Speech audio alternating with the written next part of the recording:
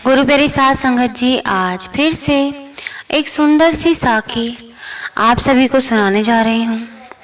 गुरु प्यारी साध संगत जी, आज की जो साखी है वो इस बारे में है कि लोग किस तरह से सुमिरन को हमेशा टालने की कोशिश करते हैं।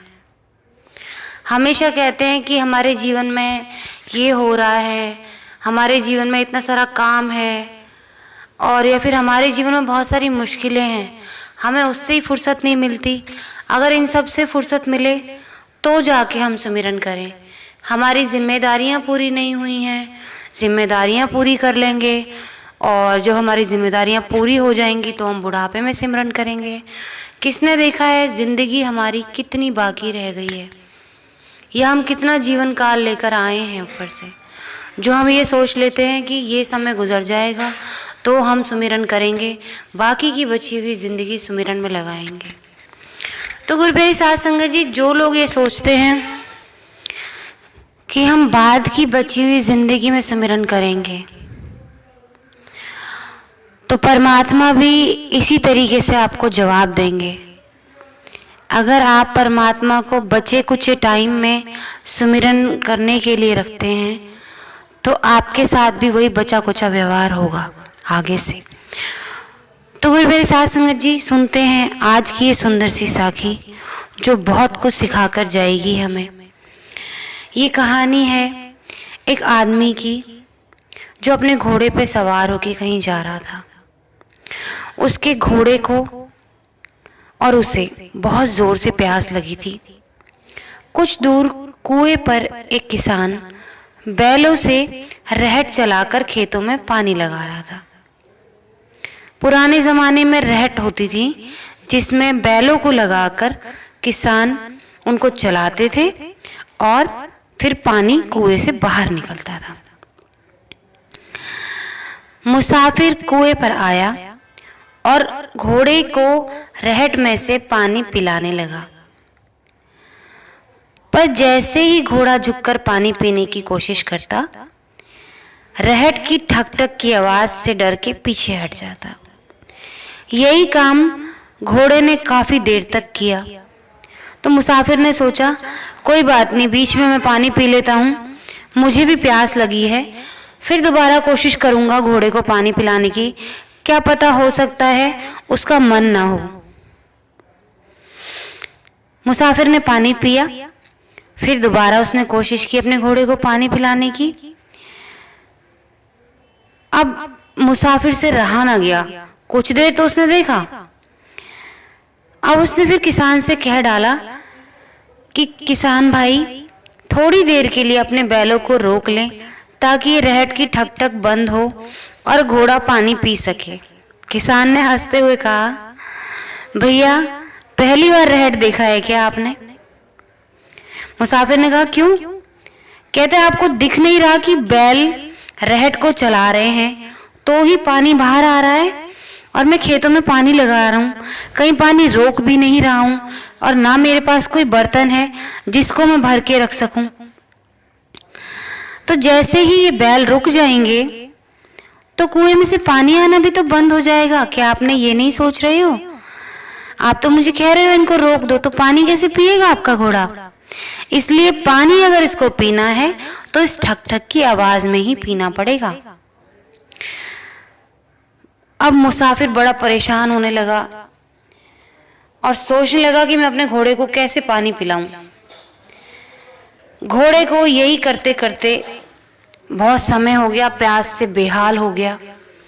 अब जब वो प्यास से बेहाल होने लगा, उसकी हालत खराब होने लगी, जब उसके मन में प्यास की इच्छा ज़्यादा हुई और ठक ठक का डर कम हुआ, तो उसने हार के पानी की तरफ अपना मुंह बढ़ा दिया और वो पानी पी लिया।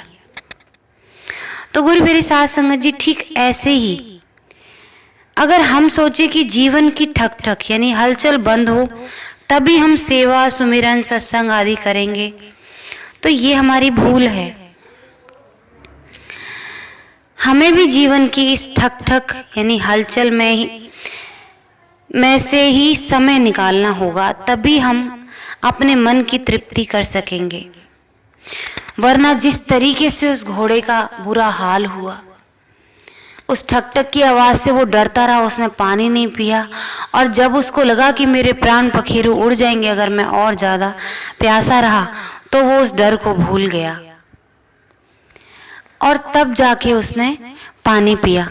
तो ये भी ना करें कि जीवन में जब आपके ऊपर बुरी परिस्थिति आए, जब आपसे सब कुछ छिन जाए, तब आप उसकी शरण में जाएं। ऐसा भी ना करें। समय पर ही सुमिरन के, सत्संग के और सेवा के महत्व को जान लें, उसी वक्त सेवा करें।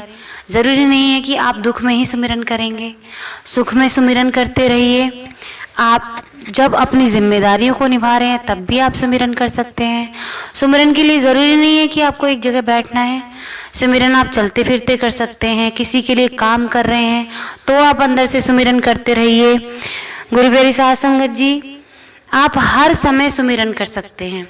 इसके लिए आपको ये सोचने की ज़रूरत नहीं है कि अब जब बुढ़ापा आएगा हम तभी सेवा करेंगे, हम तभी सुमिरन करेंगे, हमारे पास तो समय ही नहीं। क्यों समय नहीं है?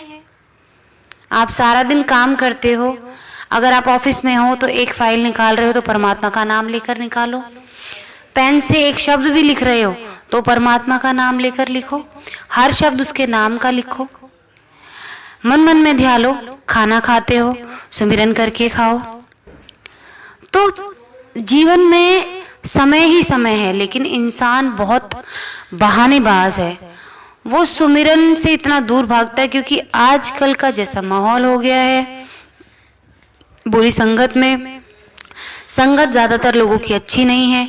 क्योंकि आजकल ज़्यादातर लोग ये सोचते हैं कि अरे अरे हम सुमिरन करेंगे तो लोग हमें बुढ़ा कहेंगे, लोग हमारा मजाक उड़ाएंगे।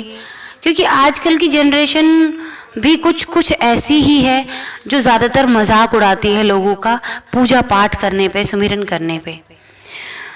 तो ये बेवकूफ़ी है। जिस तरीके से लोग अपने बच्चों को परवरिश दे रहे हैं उसमें भी कहीं ना कहीं कमी है। आप अपने बच्चों को स्पिरिचुअलिटी से जोड़ कर रखें बचपन से ही। हर बच्चे को हर घर में ये शिक्षा मिलनी चाहिए कि परमात्मा का सुमिरन हमें बचपन से ही करना है। और सुमिरन करने से कोई बुढ़ा नहीं हो जाता। ये तो पहले लोगों की गलत रीत थी कि सारी जिम्मेदारियां निभा के हम बुढ़ापे में ही सुमिरन करेंगे, बुढ़ापे में ही गंगा नहाएंगे। ये उनकी गलत रीत थी। लेकिन अब हमें ये रीत बनानी है कि हमें बचपन से ही सुमिरन करना है, अपने कर्तव्य को निभाते हुए सुमिरन करना है। परमात्मा से अलग होना ही नहीं है, चाहे बचपन हो, चाहे जवानी हो, चाहे बुढ़ापा हो।